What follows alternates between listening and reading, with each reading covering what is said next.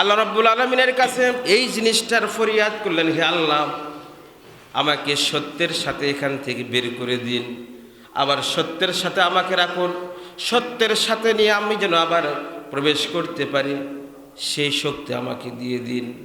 ওয়াজআলনি মিন লাদুনকা সুলতানান নাসীরা, আর আমাকে ইসলামটাকে সমাজে রাষ্ট্রে পরিপূর্ণভাবে বাস্তবায়ন করার জন্য আমাকে ওই রাষ্ট্র ক্ষমতাটা দিয়ে দিন।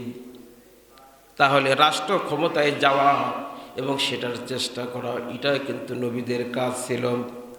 স্বয়ং আল্লাহ রসুল রাষ্ট্র ক্ষমতার জন্য, আমি কোরআন থেকে তাফসির করতেছি, ব্যাখ্যা করতেছি, যদি আপনারা আমার আলোচনার সাথে দ্বিমত পোষণ করেন তাহলে আমাকে জানাবেন। এর কারণ হলো, সমাজের মানুষের মধ্যে, সাধারণ মানুষের মধ্যে ইসলামটাকে যদি পরিপূর্ণভাবে যদি বাস্তবায়ন করতে হয় তাহলে রাষ্ট্র ক্ষমতা ছাড়া সেটা সম্ভব নয়। যদি সম্ভব হতো তাহলে এই বাংলার জমিনে 54 বছর হলো স্বাধীনতা লাভ করেছে, কত মানুষ দিনে তাবলীগের কাজ করলো। আমরা সাধারণ আলেম ওলামা কত জায়গায় মাহফিল করলাম, ওয়াজ মাহফিলে বড় বড় বক্তারা দিনের লক্ষ লক্ষ মানুষের সামনে কোরআন হাদিসের কথা বলল, ঘুষ দুর্নীতির বিরুদ্ধে কথা বলল, সুদের বিরুদ্ধে কথা বলল, জিনার বিরুদ্ধে কথা বলল, চুরির বিরুদ্ধে কথা বলল। কিন্তু আপনারা বলেন বাস্তব অবস্থাটা আমাদের দেশে, সমাজের মধ্যে, রাষ্ট্রের মধ্যে চুরি বেড়েছে না কমেছে? ধর্ষণ বেড়েছে না কমেছে? জেনা ব্যভিচার বেড়েছে না কমেছে? সকল কিছুই বেড়ে গিয়েছে। তার কারণ শুধুমাত্র তাবলীগের দ্বারা, শুধুমাত্র মানুষের কাছে ইসলামের দাওয়াত মুখে বলার মাধ্যমে কখনো ইসলামের পরিপূর্ণ হুকুম বিধান পালন করা বা মানা মানুষের পক্ষে সম্ভব নয়। এই জন্য আল্লাহ রসুল বলেছিলেন, রব্বি আদখিলনি মুদখালা সিদকি ওয়া আখরিজনি মখরাজা সিদকি ওয়াজআলনি মিন লাদুনকা সুলতানান নাসীরা।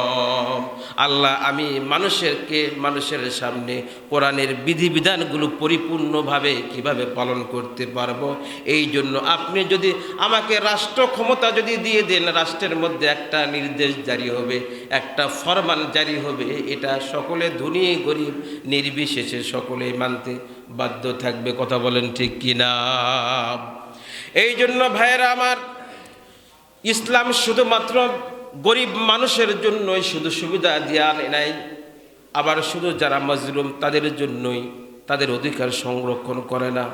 ইসলাম এমন একটা পরিপূর্ণ জীবন ব্যবস্থা, এই কোরআন এমন একটা কিতাব, এইটা শুধু আমাদের মতো সাধারণ আলেম ওলামাদের জন্যই শুধু এটা যে একটা বলার মতো কিতাব বা এটা মানার মতো কিতাব এমনটি নয়। এটা আমাদের শুধু সম্পদ তা নয়, এটা আম জনতার, জাতি ধর্ম বর্ণ নির্বিশেষে এই কোরআনের হুকুম যদি অমুসলিমরাও মানে তাহলে তারা সকল কালের সকল অবস্থায় সবচাইতে নিরাপদ লাভ করবে, তাদের অধিকার সংরক্ষণ হবে। সেটা আল্লাহ রসুল তার মদিনার জীবনে, এই যে 13 বছর 12 বছর জীবনে সেইটা পরিপালন করে মানুষের সামনে এমন একটা সমাজ উপহার দিয়েছিলেন যে সমাজের মধ্যে চুরি বন্ধ হয়ে গিয়েছিল, ধর্ষণ বন্ধ হয়ে গিয়েছিল।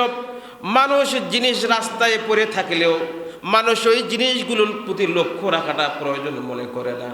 এখনও যেখানে যেখানে কোরআনের বিধান বাস্তবায়ন রয়েছে, আপনি যান মক্কা মদিনায় হজ করতে, যদি যান মদিনাতে গিয়ে লক্ষ্য করবেন দোকানের মধ্যে হাজার হাজার লক্ষ লক্ষ টাকার জিনিস পড়ে আছে। আজান দেওয়া মাত্রই সাধারণ মানুষ দোকানপাটগুলো বন্ধ করে দিয়ে তারা নামাজের মধ্যে চলে যায়, দোকান খুলে রাখে। একটা চোরের সাহস হয় না একটা দোকান থেকে জিনিস চুরি করা। এইটা কি কারণে হয়েছে? এইটা হচ্ছে কোরআনের একটা আয়াত পালন করার কারণে, একটা হুকুম পালন করার কারণে, একটা হুকুম জারি থাকার কারণে। আল্লাহ রাব্বুল আলামিন বলেছেন, আস-সারিকু ওয়াস-সারিকাতু ফাকতাউ আইদিয়াহুমা জাযাআম বিমা কাসাবা। অর্থাৎ যদি মানুষ লোভের বশীভূত হয়ে যদি সে কোনো অন্যের কোনো সম্পদ চুরি করে, আর এইটা যদি 2টা সাক্ষী দ্বারা প্রমাণ হয়ে যায় তাহলে তার হাতটা কেটে দিতে হবে। শুধুমাত্র এই একটা হুকুম থাকার কারণে ওই মদিনাতে কোনো চুরি হয় না। শত শত লক্ষ লক্ষ টাকার জিনিস পড়ে থাকে, মানুষ নেওয়ার সাহস পায় না। বরং কোনো জিনিস যদি কারো হারিয়ে যায়, জায়গা মতো মালিকের কাছে আবার পৌঁছে দেওয়া হয়। বলুন সুবহানাল্লাহ। ভাইরা আমার, এই কোরআনের বিধানগুলো যদি সমাজের রাষ্ট্রের মধ্যে যদি এগুলো যদি জারি থাকতো, তাহলে শুধু মুসলমানেরা উপকৃত হতো এমনটি নয়, জাতি ধর্ম নির্বিশেষে সকল মানুষের সম্পদ ইজ্জত সুরক্ষিত থাকতো। মদিনার জমিনে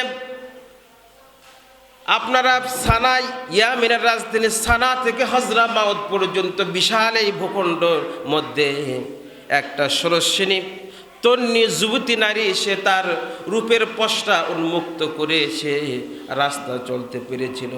কোনো ধর্ষণ, কোনো জেনার কোনো ভয় হয় নাই। সম্পদশালীরা তাদের সম্পদগুলোকে পথে ঘাটে রাস্তায় উন্মুক্ত করে রাখত, চুরি হওয়ার কোনো সম্ভাবনা হয় নাই। কারণ ওই সমাজের মধ্যে, ওই রাষ্ট্রের মধ্যে আল্লাহ রসুল কোরআনের আয়াতগুলোর বাস্তব চিত্র, বাস্তব বিষয়গুলোকে মানুষের সামনে নিজে পালন করেছেন। পাশাপাশি সমাজের রাষ্ট্রের হতে পারে সেই তৌফিক, সেই কাজ করার মতো তৌফিক যেন আল্লাহ পাক আমাদেরকে দিয়ে দেন। সকলে বলি আল্লাহুম্মা আমিন।